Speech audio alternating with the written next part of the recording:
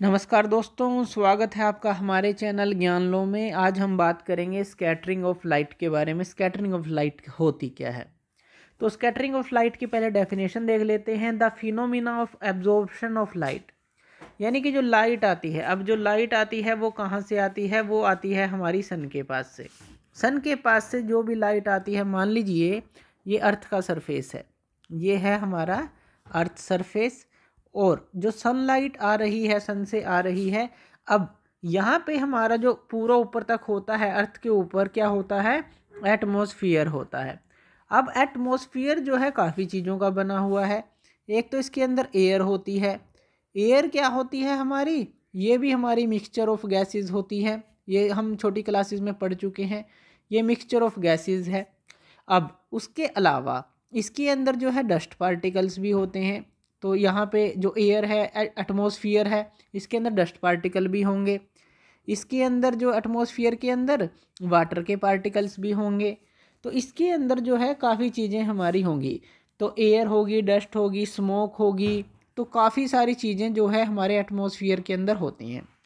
अब देखिए होगा क्या, जैसे ही सनलाइट जो आती है और इन सारी चीज़ों से टकराती है, तो पहले तो वो एब्जॉर्ब होती है। तो यहाँ पे लिखा है the phenomena of absorption of light. पहले तो इन सारी चीज़ों में, एयर में, डस्ट में, वाटर पार्टिकल या स्मोक पार्टिकल हैं, उनमें वो एब्जॉर्ब होगी। फिर जो है एब्जॉर्ब होने के बाद वो री रेडिएट होती है। री रेडिएट का मतलब क्या है? दोबारा से वो निकलती है अलग अलग डायरेक्शंस में।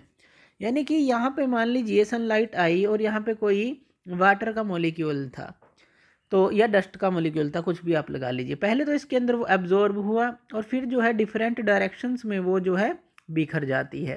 तो इसका कहने का मतलब ये है, इसको हम स्कैटरिंग बोलते हैं कि डिफरेंट डायरेक्शंस के अंदर जो है बिखर जाना, स्कैटर हो जाना।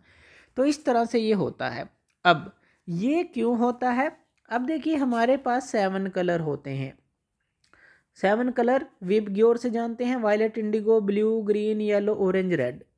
जो वायलेट कलर है सबसे कम वेवलेंथ, और रेड कलर सबसे हाई वेवलेंथ, ज़्यादा वेवलेंथ। लो वेवलेंथ के कारण इसके अंदर सबसे ज़्यादा बेंडिंग, हाई बेंडिंग इसको लिख लेते हैं, और हाई वेवलेंथ के कारण इसकी लो बेंडिंग सबसे। इसी तरह से अगर हम ब्लू कलर को लगाएं और रेड कलर को लगाएं, तो ब्लू कलर की जो बेंडिंग होगी वो ज़्यादा होगी। अगर हम रेड कलर से लगाएं तो रेड कलर से जो है ब्लू कलर की ज़्यादा बेंडिंग होगी। ये क्योंकि वेवलेंथ ब्लू कलर की कम है रेड से। तो इसी कारण से क्या होता है, इसी कारण से हमें क्या दिखते हैं, चीज़ें अलग अलग कलर्स में दिखती हैं। जैसे कि जो क्लाउड्स हैं वो हमें वाइट दिखते हैं, ये हम पूरा डिस्कस करेंगे नेक्स्ट लेक्चर के अंदर। क्लाउड्स वाइट दिखते हैं। सन जो है नून के समय में, यानी कि दोपहर के समय में, वो भी वाइट दिखता है। लेकिन जो सनसेट के समय में वो हमें रेड कलर दिखाई देता है। इस तरह से स्काई जो है वो हमें ब्लू कलर का दिखाई देता है। वो किस कारण से होता है? ये सारी चीज़ें होती क्या हैं, एक पूरा एक ओवरव्यू ले लेते हैं। ये जो सारी चीज़ें हैं कि अलग अलग कलर में हमें दिखाई देते हैं, क्योंकि जो वाइट कलर है वो इन 7 कलर की बनी हुई है, अलग अलग कलर की। जिस हिसाब से कलर हमारी आंखों में आएगा उसी हिसाब से हमें दिखाई देगा। कोई भी जो चीज़ है उस कलर की दिखाई देगी। और वो किस तरह से आएगी, वो कितनी लाइट स्कैटर हो रही है उसके ऊपर डिपेंड है।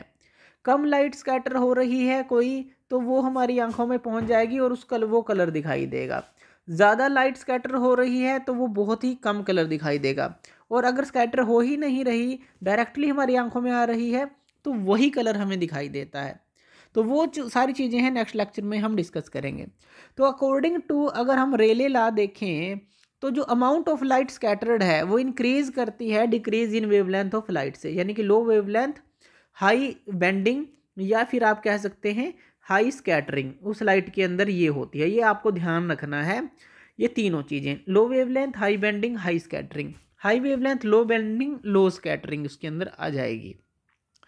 यानी कि अगर हम ब्लू और रेड को अगर देखें, क्योंकि ये हमारे काम आएगा आगे इन सारी चीज़ों में, ब्लू कलर जो है सबसे ज़्यादा बेंड होगा रेड कलर के, अगर हम कंपैरिजन करें तो रेड कलर सबसे कम जो है स्कैटर करेगा।